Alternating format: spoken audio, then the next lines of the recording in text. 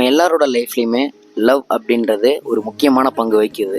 ஓகேவா? நார்மலாக எல்லாருக்குமே ஒருத்தனுக்கு அந்த லவ் அட் ஃபர்ஸ்ட் சைட்டு இல்லை லவ்னு ஒன்று கண்டிப்பாக அவன் லைஃப்பில் அவன் ஃபேஸ் பண்ணியிருப்பான்.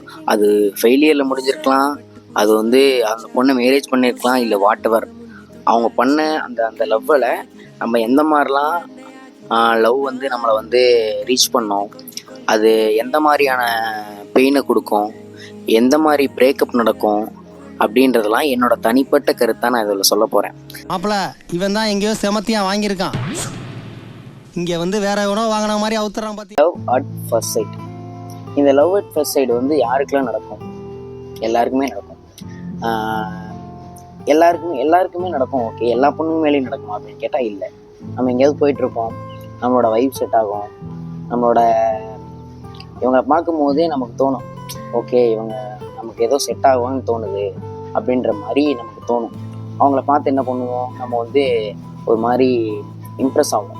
இம்ப்ரெஸ் ஆனதுக்கப்புறம் எக்ஸைட்மெண்ட் ஃபஸ்ட் ஆகும். எக்ஸைட்மெண்ட் பாடுறா இவங்கெல்லாம் இருக்காங்க, வச்சா நமக்கு செட் ஆவாங்க அப்படின்ற மாதிரி நம்ம ஃபஸ்ட்டு எக்ஸைட்மெண்ட் ஆகி அதுக்கப்புறம் அவங்கள இம்ப்ரெஸ் பண்ண ட்ரை பண்ணுவோம். அவங்களுக்கு நம்ம அட்டென்ஷன் க்ரியேட் பண்ணுவோம். எங்களை பாருங்க அப்படின்னு சொல்கிறதுக்காக சில அட்டென்ஷன்லாம் க்ரியேட் பண்ணுவோம். லவ் பண்ண வைக்கிறதுக்கான எஃபோர்ட் போடுவோம். வேறு ஒரு லாட் ஆஃப் எஃபோர்ட் போடுவாங்க. பசங்கள்லாம் எஃபோர்ட் போடுறதுல அது ஒன்ஸ் கிடைக்கணும் அப்படின்னா அதுக்கான எஃபோர்ட் தாறுமாறாக போடுவாங்க. ஓகே, எந்த லெவலுக்கும் ரீச் பண்ணுவாங்க. எந்த ஒரு டாக்ஸிக்குள்ளே அந்த பொண்ணே இருந்தாலும் அந்த டாக்ஸிக்குள்ளே அவங்களும் இறங்குவாங்க.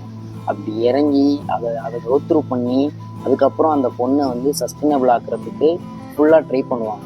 ஒன்ஸ் அவங்க ரிலேஷன்ஷிப்புக்குள்ளே வந்த உடனே அதுக்கப்புறம் ஒரு 1 to 2 இயர்ஸ் ஒரு பட்டர்ஃப்ளை எஃபெக்ட்லேயே இருப்பாங்க. ஒன்ஸ் இதை கமிட்மெண்ட் ஆகும்போது அந்த பையனுக்கு சில ரெஸ்பான்சிபிலிட்டி இருக்கும். ஈவன் தோ பொண்ணுக்கும் ரெஸ்பான்சிபிலிட்டி இருக்கும்.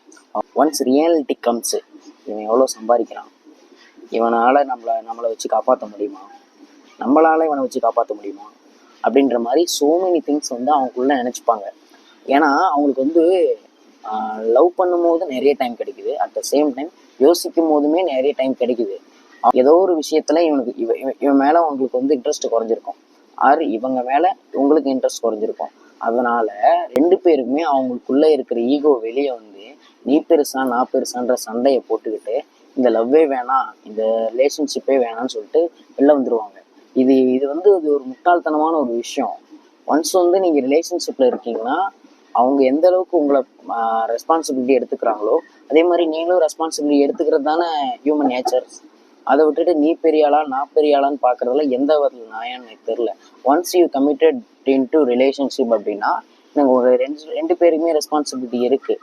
இவங்களை பார்த்துக்கணும், என்னை அவங்கள பார்த்துக்கணும் அப்படின்னு சொல்லிட்டு ரெஸ்பான்சிபிலிட்டி இருக்குது. அதுக்கான முயற்சியை மட்டும் எடுங்க. லைக் இந்த இடத்துக்கு நான் போகணும், இந்த இடத்துக்கு நான் போகணும், இந்த இடத்துக்கு போனால் நம்ம வீட்டில் பேசி இது பண்ணிக்கலாம் அப்படின்ற மாதிரிலாம் இருக்குல்ல. இதை விட முக்கியமான இன்னொன்று என்னன்னா காஸ்ட்டு பார்த்து தான் பழகுவேன்ற மாதிரிலாம் நிறைய பேர்லாம் இருக்காங்க. இன்னும் என் ஃப்ரெண்ட் என்னோட சுற்றி நிறைய பேர் இருக்காங்க.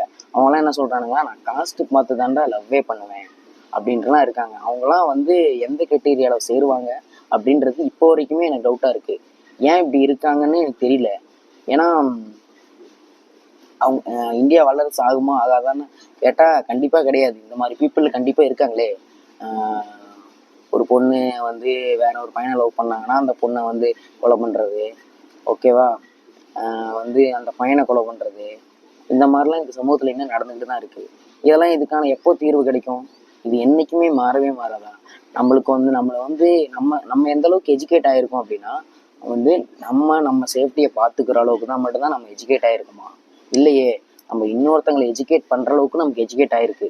ஸோ உங்கள் கூடயே இருக்கவங்க யாராவது ஒருத்தவங்க வேறு மாதிரி மென்டாலிட்டியில் இருந்தாங்கன்னா நீங்கள் அவங்கக்கிட்ட போய் பேசுங்க, பேசி புரிய வைங்க. ஏன் அவங்க அக்செப்ட் பண்ணிக்க மாட்டாங்க, இப்போல்லாம் எப்பயுமே அக்செப்ட் பண்ண மாட்டாங்க. நம்ம தான் கொஞ்சம் கொஞ்சமாக புரிய வச்சு அக்செப்ட் பண்ண வைக்கணும்.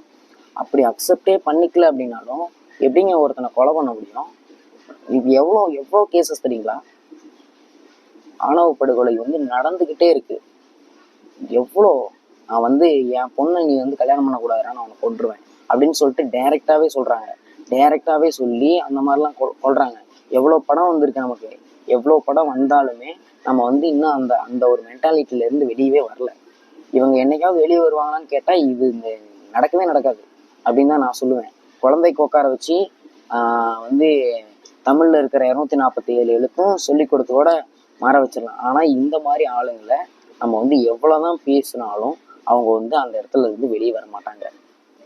ஏன்னா அவங்க மென்டாலிட்டியும் அவங்க குழந்தையிலேருந்து வளர்ந்த விதமே, நீ இவன் கூட பேசக்கூடாது, நீ இவன் கூட போகக்கூடாது, இவங்க வீட்டுக்குள்ளே போய் சாப்பிடக்கூடாது, அவனை வீட்டுக்குள்ளே கூட்டிகிட்டு வந்து சாப்பாடை போடக்கூடாது, இப்படின்ற மாதிரி வளர்த்தி வச்சதுனால அவங்க இப்போவுமே வந்து அந்த மென்டாலிட்டிலே இருக்காங்க.